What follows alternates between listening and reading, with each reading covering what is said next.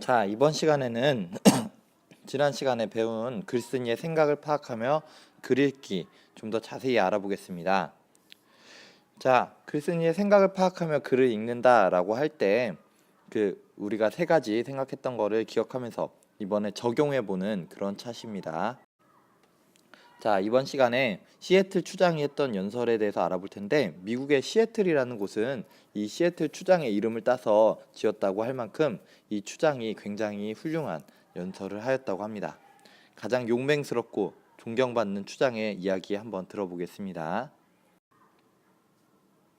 자, 이 시애틀 추장에 대한 연설을 선생님이 다 읽진 않기 때문에 여러분들이 먼저 읽어보고 나서 이 동영상을 마저 시청해 주기 바랍니다. 먼저 읽기를 읽고 그 다음 시청해 주세요. 자, 읽기를 다 읽은 사람은 이 다음 강의를 계속 듣도록 합니다. 다음 화면부터는 읽기를 읽은 후에 봐주어야 합니다. 자, 우리는 모두 형제이다 라는 내용입니다. 그래서 맨 처음에 돈으로는 자연을 살 수 없다 라는 얘기를 했어요.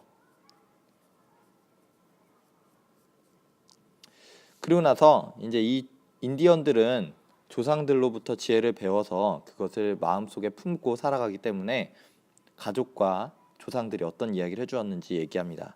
첫 번째는 어머니예요. 어머니께서 해주셨던 얘기, 모든 것들, 자연은 성스럽다라는 얘기를 합니다. 자연은 성스러운 것.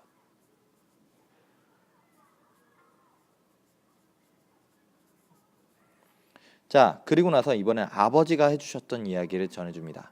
아버지, 나무들 몸속에 흐르는 수액 뿐만 아니라 대지 위에 피어나는 꽃, 곰, 사슴, 독수리 이런 게 다 형제들이다. 예전에 아바타라는 영화에서도 보면은 사냥하고 나서 그 잡은 동물한테도 미안하다 그리고 고맙다라고 이야기하면서 꼭 기억하겠다 그런 이야기를 하죠. 정말 인디언들은 그런 삶을 산다고 해요. 그래서 형제들 또 누이들 다 한 가족이다라는 이야기를 했습니다. 그리고 조상님의 목소리로 조상님의 이야기를 전해 들었을 때 어떤 말씀을 하셨냐면은 우리가 자연으로부터 먹고 살기 때문에 자연을 항상 사랑해야 된다 그런 이야기를 합니다. 왜냐하면 이 자연이 우리 종족, 우리 인디언들의 모든 것이었기 때문에, 우리 종족에 대한 것들이었기 때문에, 그래서 자연을 항상 사랑해야 된다라는 얘기를 합니다. 그러고 나서 할아버지께서는 뭐라고 하셨었냐면은 우리가 숨쉬고 있는 이 공기는 굉장히 값진 것들이다. 그 당시에 이제 백인들은 증기기관을 쓰기 시작하고 석탄을 막 떼고 하니까 매연이 나오기 시작했을 텐데, 우리 이 공기조차도 굉장히 소중한 것이니까 이 공기를 항상 깨끗하게 지켜야 된다라고 말씀하셨다고 합니다.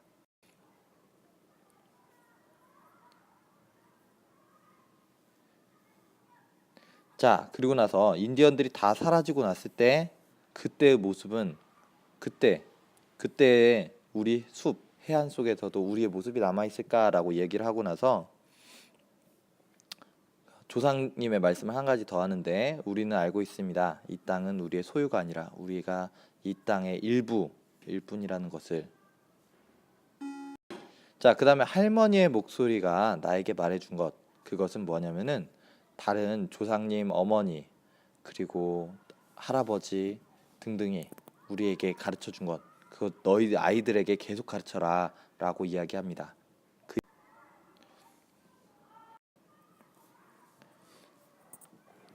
이제 이야기를 하죠.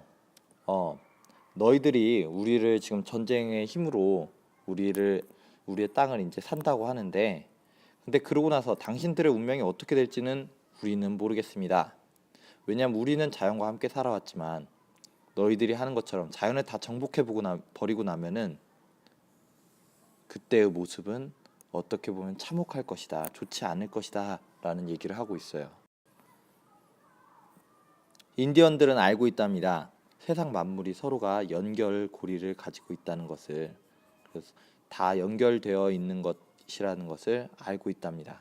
그래서 마치 어린아이가 엄마를 사랑하듯이, 엄마의 가슴을 사랑하듯이 우리는 우리의 땅을 사랑한다라는 이야기를 했습니다. 자, 마지막으로 이제 부탁, 바라는 점이 되겠죠. 이제 우리가 당신들에게 이 땅을 주었으니 우리가 보살폈듯이 당신들도 이 땅을 보살펴라 라고 이야기합니다. 그리고 이 땅의 모습을 그대로 지켜가라. 당신들의 아이들을 위해서 땅, 대기, 강물들을 계속 보살피고 간직해라. 우리가 사랑했듯이 똑같은 마음으로 그것을 사랑하라 라는 바라는 점이 담겨져 있습니다. 자, 이제 여기 있는 부분들을 여러분들이 한번 풀어보고요. 또 하나 생각해야 될 게 있겠죠.